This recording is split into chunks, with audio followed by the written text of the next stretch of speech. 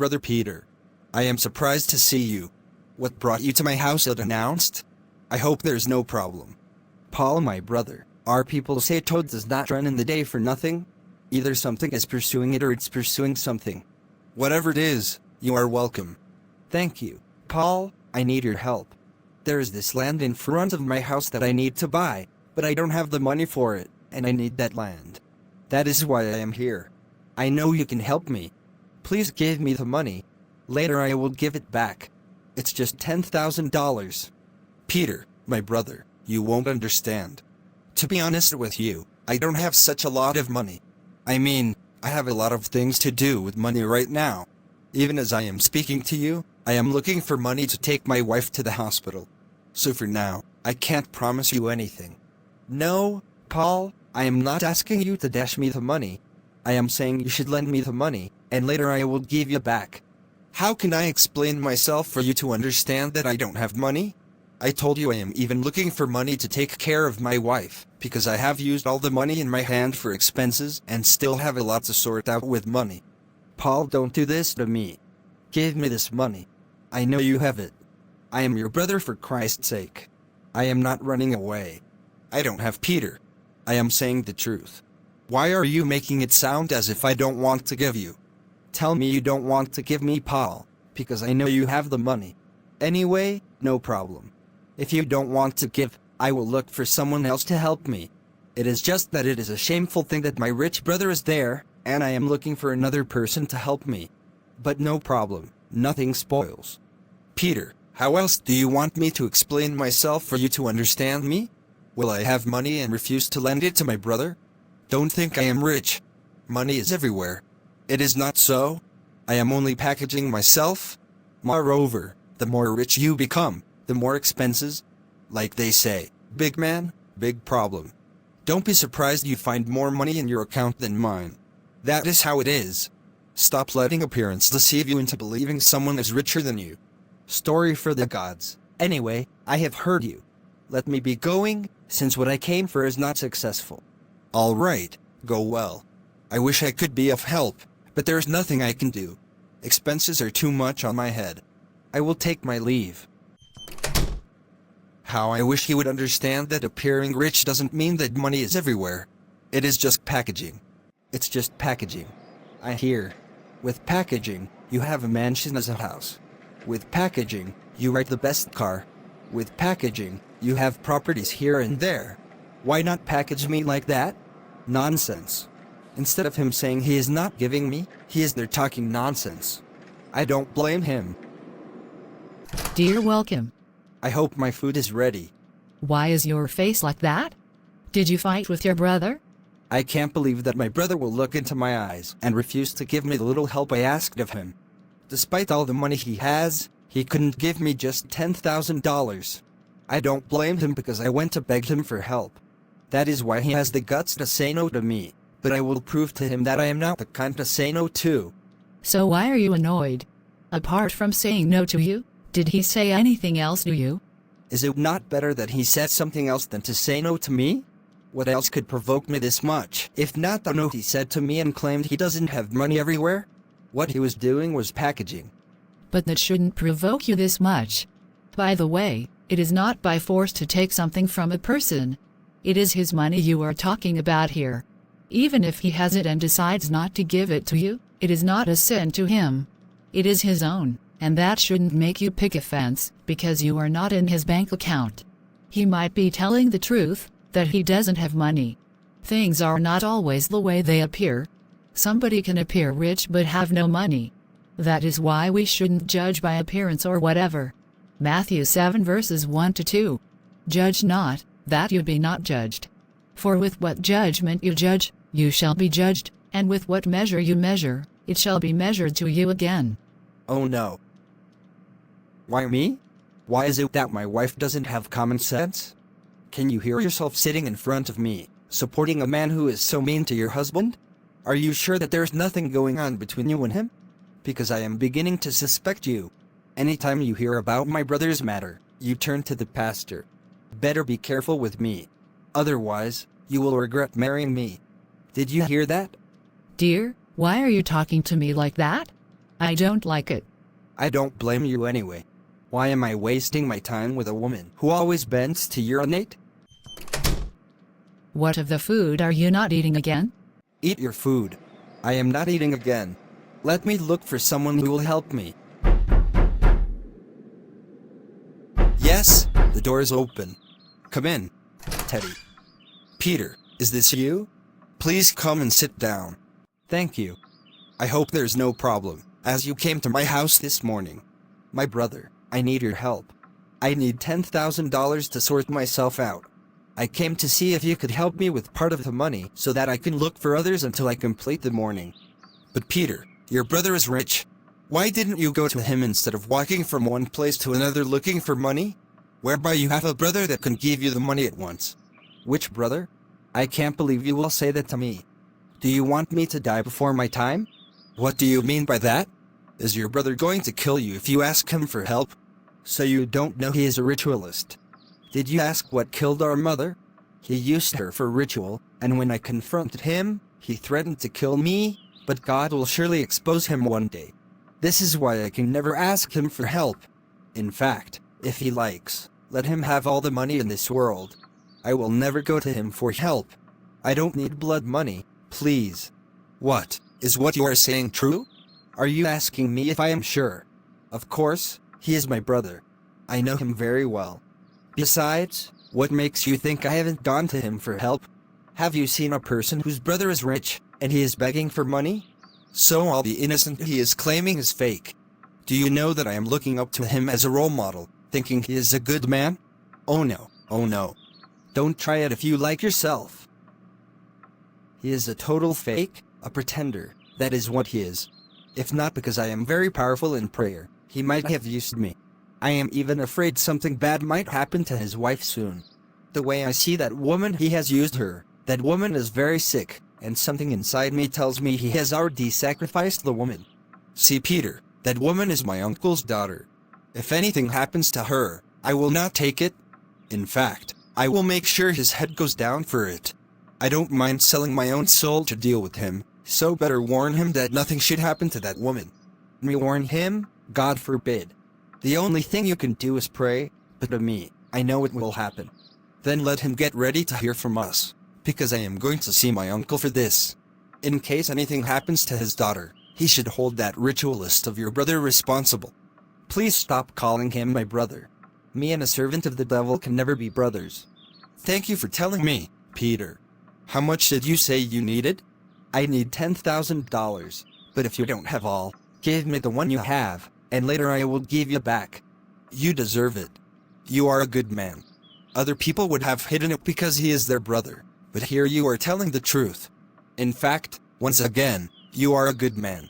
Even though I need the money to do something, because of your honesty, I will give it to you all. My brother, thank you. You see, I used to tell people it was good to be good, and I hate to see bad, and if I see it, no matter whoever it is, I must expose it. Once again, you are a good man. In fact, I am transferring the money into your account right away. Thank you so much, my brother. Dear, do you know Peter's brother Paul is a ritualist? What? How did you know? Peter was here today. He told me everything. In fact, I would not have believed that Paul is evil if Peter hadn't told me. Oh no, so upon all the innocent he looks, he is evil. This world is wicked. My wife, this world is indeed evil, and God will surely expose him one day. I must make sure of that. Thank you, God. I can't believe this man will release such an amount of money because of gossip. Look at the way he carried it on his head, as if he were waiting for the information before. Anyway, what's my business? If he puts himself in trouble, I will deny him. My wife, please wait. I am coming. Let me go and warn my friend who is associating with him to stay away from him before he uses him. He is an evil man. All right, go ahead, but be careful. There is nothing to be careful about. His brother said it, and he was not lying when he said that. What is this evil Paul discussing with Larry? Thank you, sir. I have heard what you said. Take care of yourself then, while I go ahead. Look at him, evil man. I must warn Larry before he uses him.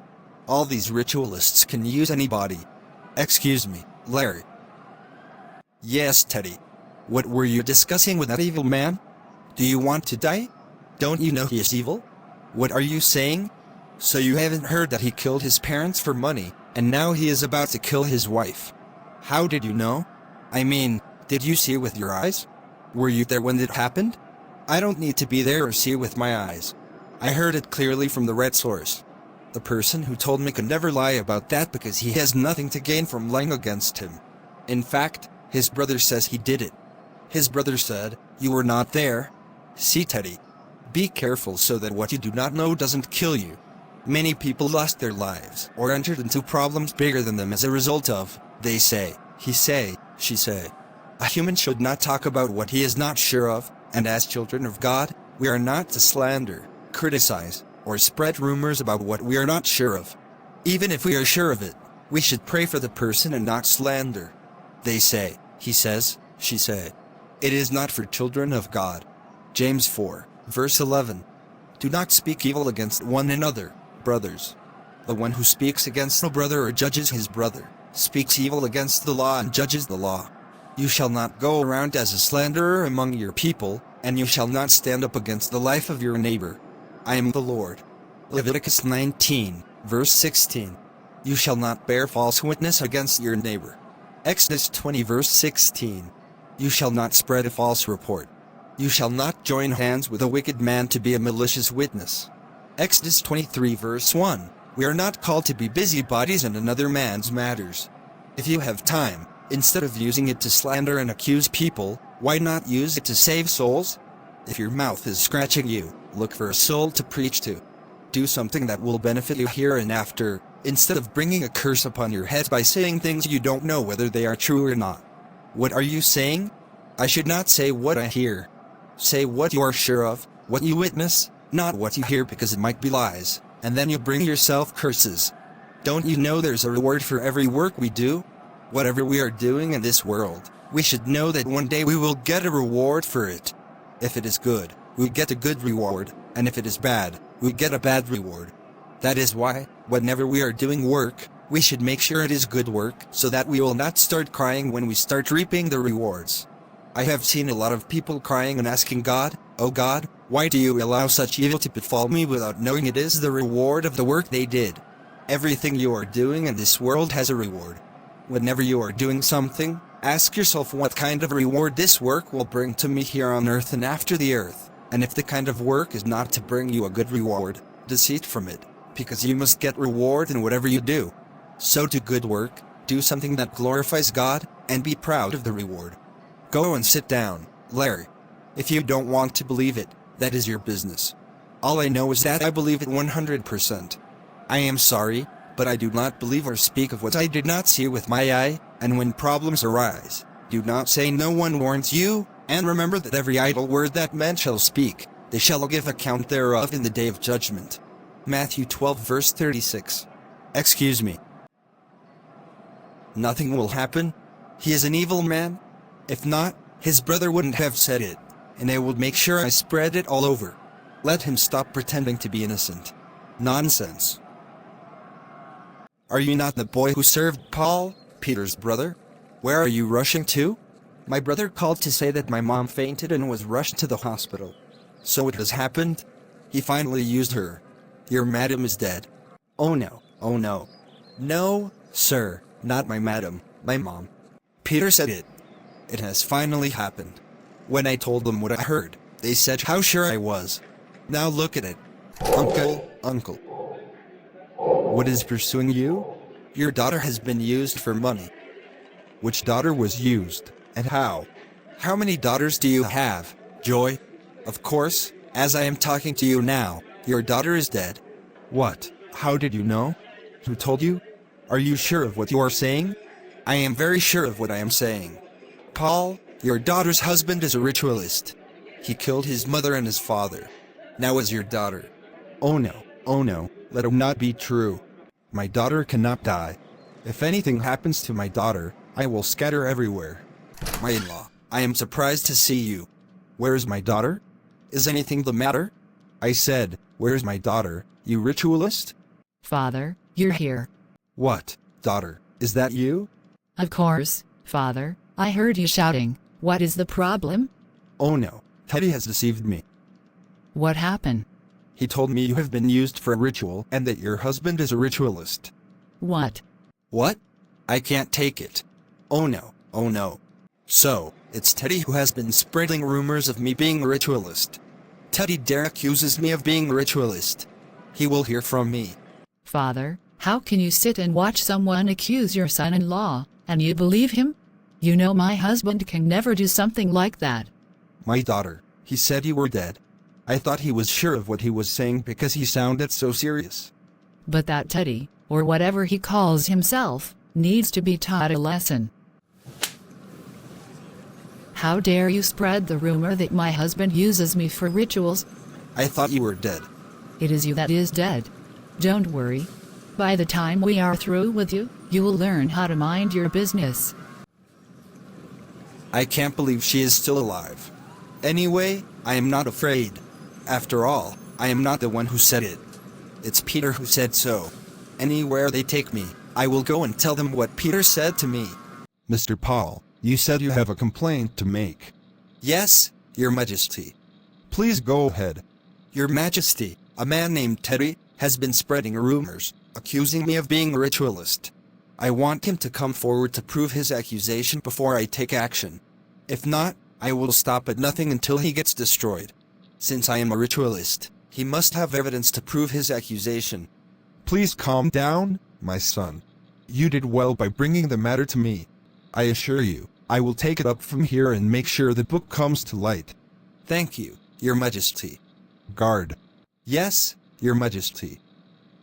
Go and summon Teddy. In fact, make sure he appears before me this minute. If he refuses, bundle him to this place. Yes, Your Majesty. His Majesty wants to see you right now. Finally, they have taken the matter to His Majesty. Very good. Let us go. Let me go and say what Peter said. Your Majesty, you summoned me. What evidence do you have to prove that Mr. Paul is a ritualist? My king, he is indeed a ritualist. He killed his father and mother for money, and now his wife. How do you know he killed his mother and father for money? Were you there? I am not afraid to say it, Your Majesty. His brother Peter told me he was responsible for their parents' deaths. What, my own brother? Calm down, Mr. Paul. Guard, go and bring Peter here. Yes, Your Majesty. Peter, you are here. It is time to disgrace him. Be bold. What are you saying? I don't understand. Hey, step back, and you, Peter, come forward. Yes, Your Majesty. Peter, did you tell this man that your brother is a ritualist and responsible for your parents' deaths? Me? Tell him my brother is a ritualist. Am I mad? And why will I do something like that? In fact, I never, for one day, sat with Teddy, talkless, discussing my brother with him. What, Peter, what are you talking about? Are you not the one who said your brother is a ritualist and that he killed your parents? You must be insane for calling my brother a ritualist in front of me. If not for the fact we are in the presence of a king, I would have given you a dirty slap. How dare you mention my parents? Everybody knows that my father died in a motor vehicle accident, while my mother died as a result of her being sick for many years. Even then, my brother hasn't finished his education, so how can you say I told you that he used my parents for money? Are you insane? Peter, are you the one saying this? Have you forgotten the day you came to my house? Me? Come to your house? Why will I descend so low to come to your house? Listen, if you dare accuse me of what I never did again, I will not take it. Your Majesty, this guy is insane. I don't know what he is talking about. I can never come that low to slander my own brother. Oh no, I can't believe this. Your Majesty, he is lying. That is what he told me. What evidence do you have to show? He told you that. Your Majesty, I do not have evidence to prove it, but that is what he said to me. Peter, you may now go back. Thank you, Your Majesty. Oh no, I can't believe Peter will deny me like this. Back to the sender. You are looking for someone to put in trouble. You will not see me. I never told you to carry it in your head as if it concerned you. If, truly, that was what he did, you were not in a position to persecute him, I should be the one taking it up, not you. Busybody. Guard, Take this fool to the cell and make sure he stays there for 5 years. Yes, Your Majesty. Now move. Oh no, oh no. Thank you, Your Majesty. You are welcome. Peter, how can you do this to me? You said that to me. You said your brother is a ritualist. Oh no, I should have mind my business. How do we speak? Is it to bring God's blessing or curse upon us? Do we speak to get a good reward from God or a bad reward?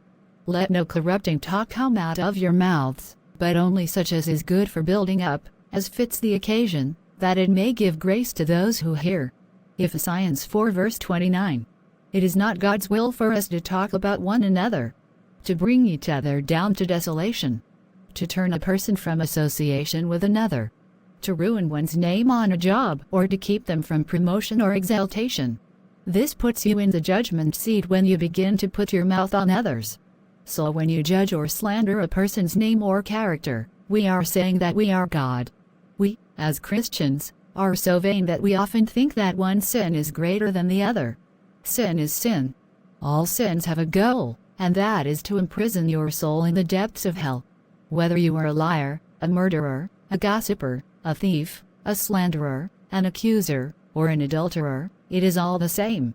When you are slandering a person or accusing someone falsely, you are a murderer, and no murderer is working for God. You are walking for Satan. Even if you find out that what they say about someone is true, should you continue to modulate them with your words and with obscene gestures? What if the person has repented but you didn't know it? You could be responsible for driving this person back into a life of sin. You have become your own judge with your slanderous mouth. God did not call us to slander one another.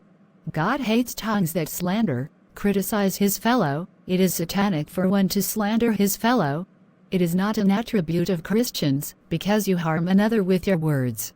What we call character assassination is to kill or murder someone with words, and it is satanic. It is not normal for a human to slander his fellow. There are people who take their own lives, or someone else's, because of things said. Christians are to build, not to destroy. Are you building or destroying? Are you a light or a darkness where you are? Are you salty, or have you lost your flavor? Every man's work shall be made manifest, for the day shall declare it, because it shall be revealed by fire, and the fire shall try every man's work, of what sort it is. 1 Corinthians 3 verse 13. So, work while you work. Thanks for watching, and please subscribe, like, and share. God bless you. And remember, Jesus loves you.